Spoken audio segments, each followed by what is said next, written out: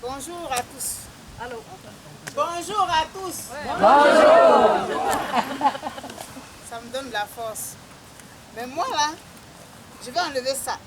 Même si j'ai froid, je vais enlever ça parce que je vais vous montrer ce qu'il y a en dessous. Il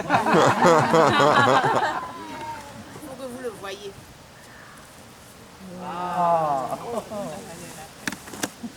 Chez moi, il fait pas froid comme ici. Vous comprenez que c'est comme ça on s'habille. Et donc, moi, je viens de la Côte d'Ivoire, en Afrique de l'Ouest. Et puis, avant l'arrivée du colonisateur, c'est-à-dire vous, les Blancs, avant l'arrivée des colonisateurs, on a été colonisé par la France. On avait notre façon d'éduquer les enfants. Et c'était par tradition orale que les enfants étaient éduqués. Il était question de leur raconter des histoires à l'issue desquelles il y avait toujours une morale. Et chaque histoire avait une morale particulière, ce qui faisait que l'enfant retenait le conte, mais retenait en même temps la morale qui en découlait. Et donc je vais vous raconter une histoire. Je ne vous dirai pas quelle est la morale, mais je pense que vous allez la comprendre et que vous-même vous allez la trouver. Et donc mon histoire se passe dans un village en Côte d'Ivoire. Vous savez que chez nous il fait chaud. Et il y avait eu une très grande sécheresse. Et à l'issue de cette sécheresse-là, il y a eu la famine, bien sûr, parce que tous les animaux sont morts, tous les arbres fruitiers ont disparu, toutes les plantes ont séché. Mais même quand il y a la famine, même quand il n'y a rien à manger, on se lève quand même le matin et on essaie de trouver de quoi manger. C'est ainsi que l'araignée qui est en général le sujet préféré des contes de chez nous. L'araignée, puis le lièvre, et puis etc., on fait parler les animaux. Et dans cette histoire-là, c'est l'araignée et la hyène, qui étaient deux amis inséparables, qui font la trame de cette histoire-là.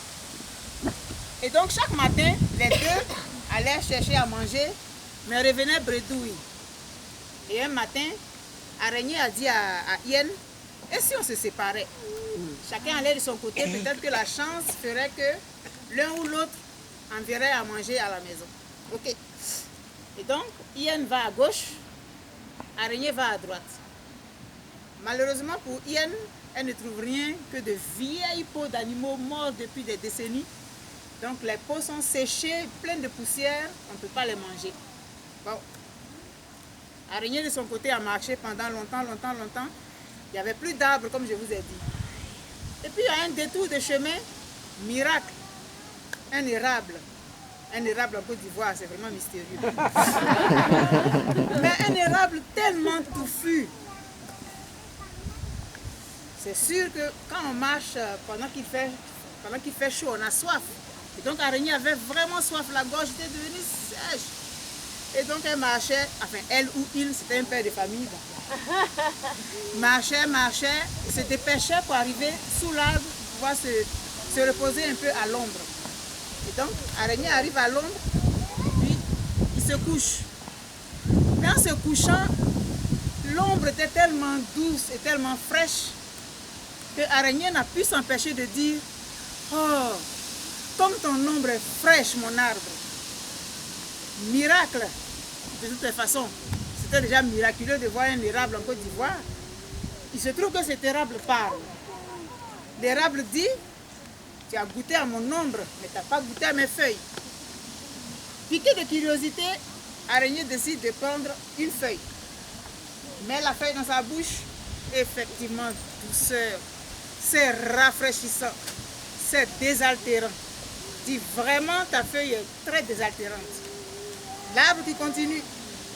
Tu as goûté à mes feuilles, mais tu n'as pas goûté à mon écorce. Ok.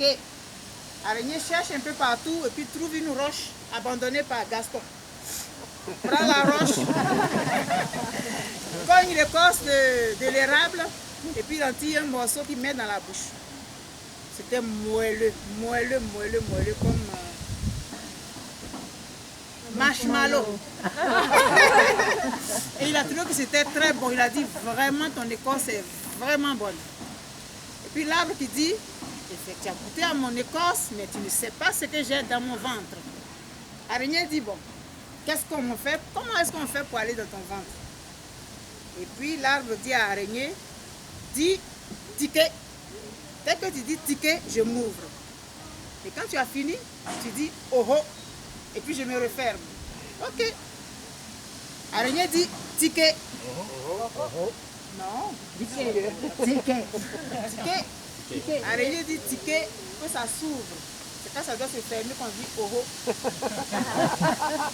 Et donc il dit ticket. Ça s'ouvre. Puis l'araignée entre. Mais si je vous dis ce que l'araignée a vu dans le ventre de l'arbre, vous n'allez pas me croire. À votre avis, qu'est-ce qu'il a vu?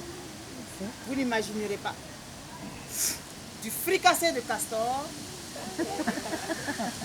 du steak de bison,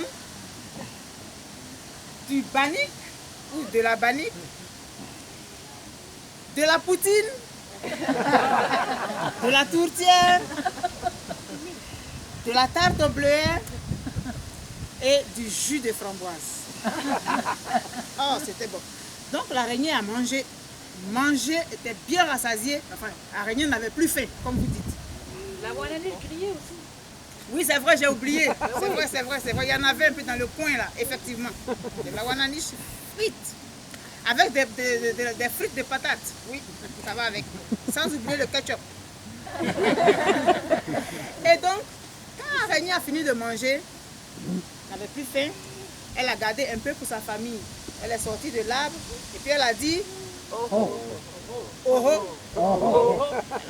Et quand elle a dit oh oh, l'arbre s'est refermé. Ah, mais j'avais oublié de vous dire que quand il a dit ticket, il y a eu comme un zipper qui s'est mis là, qui a ouvert l'arbre comme ça.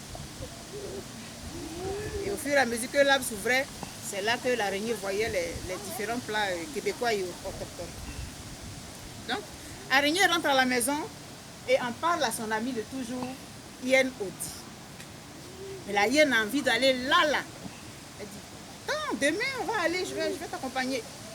Le lendemain, ok, vont se coucher. Quelque temps plus tard, Hyène va frapper à la porte de l'araignée. Araignée, lève-toi, on va aller. Non, mais il ne fait pas encore jour, va te coucher. Je t'ai dit que je vais t'accompagner. Donc, sois patient. Ok. Hyène retourne. Après, on entend. Bon, c'était la hyène qui est en train de jouer au coq. Il n'était pas encore jour. Quelque temps plus tard, on entend. Vous savez quoi? C'était hyène qui allait malmener le coq pour qu'il chante. Absolument. Mais non. Bon. Finalement, le soleil s'est levé. Et ils ont pris le chemin de la brousse. Quand il n'était plus trop loin, Araignée a montré l'arbre de loin à Hyène, a dit voilà l'arbre là-bas. N'oublie pas les instructions que je t'ai données. Tu dis ticket, l'arbre va s'ouvrir. Quand tu as fini, tu dis oh oh, l'arbre se ferme. Mais la seule condition, s'il te plaît, c'est que tu prends une provision pour ta famille. Puis quelques jours plus tard, on va repartir en prendre. Oui, mais bien sûr, tu me prends pour qui? Je te connais. Non. Ok.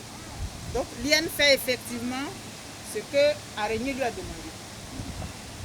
Rentre, trouve tout ce qu'il y avait à manger et tout ça. J'ai oublié, mais il y avait des patates jaunes.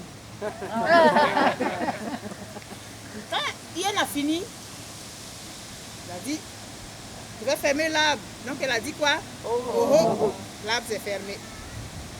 Mais vous savez, le naturel, même quand on le chasse, il revient toujours au galop. Hein.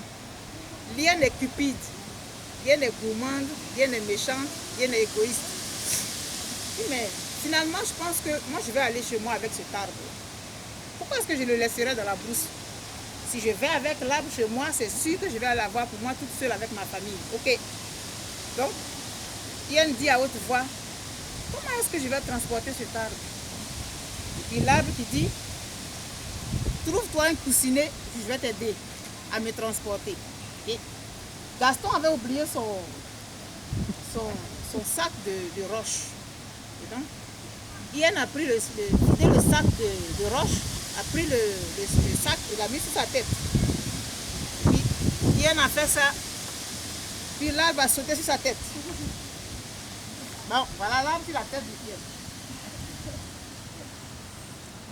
Ian s'en va à la maison avec l'arbre sur la tête. Dès qu'elle est arrivée non loin de sa maison, Ian appelle sa femme. Sira, viens vite. Sira arrive, elle voit un arbre sur la tête de son homme. Mais bon, pas très surprise parce qu'il fait souvent des choses bizarres. Ian dit à Sira, amène-moi tous mes outils. On va ouvrir le toit de notre maison, de notre chambre, et on va y mettre l'arbre. Puis moi, je vais fermer le toit sur les branches pour ne pas que les autres villageois voient que nous avons un arbre nourricier. Ok.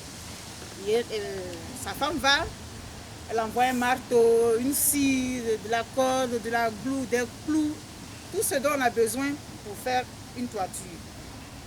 Une fois que les outils sont rassemblés, aide-moi à décharger ce table-là de ma tête.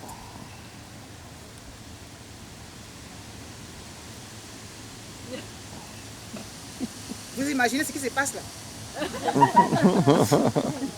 L'arbre refuse de descendre de la tête de Ian.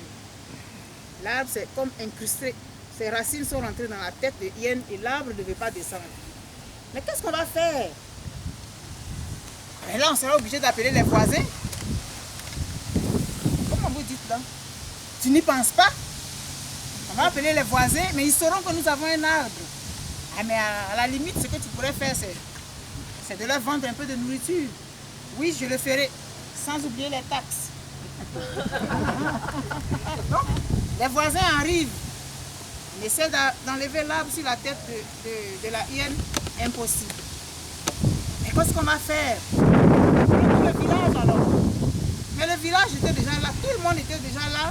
Parce que la rumeur avait circulé. Et tout le monde avait su qu'il y a eu la hyène a un arbre sur la tête. Tout le monde a essayé de ôter l'arbre de la tête de hyène. Impossible. Et la nouvelle est arrivée aux oreilles de Araignée. Araignée est entrée dans la cour de son ami.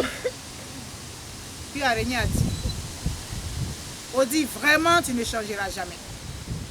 Et il y a une petite chanson qui va avec ça. Je vais vous l'apprendre, elle n'est pas longue du tout.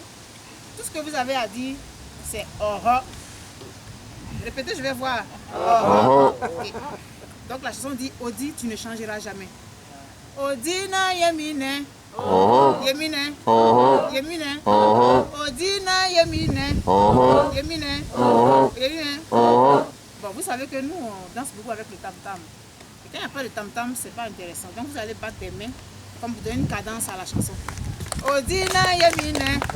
Yemine. Yemine. Odina yemine. Yemine. Yemine. Merci. Donc il a dit, Odi, tu ne changeras jamais. Puis il s'est approché de l'arbre et il a dit à l'arbre, comme tu donnes de bonnes corrections, immédiatement toutes les branches de l'arbre se sont pliées et ont donné une bastonnade sévère à Hyène. Elles te l'ont chicoté comme il fallait, correctement, sur toutes les jambes, sur toutes les pattes et partout, devant tout le village. Et quand Araignée a estimé que c'était assez comme correction, Araignée a dit à l'arbre, comme tu pardonnes vite mon arbre. Et l'arbre a arrêté. Puis il a dit, j'aimerais que tu descendes de la tête de Araignée, de hyène. Et l'arbre est descendu. Et il a pris le chemin de la maison de Araignée. Il allait se planter dans la cour de Araignée.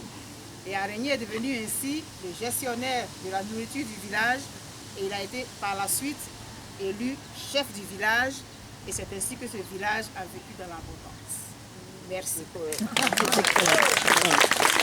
Odina yemine, oh yemine, oh yemine, oh odina yemine, oh yemine, oh yemine, oh. Merci. À votre avis, quelle est la morale qu'on doit tirer de cette histoire? Moi je sais bien, hein, mais je veux savoir.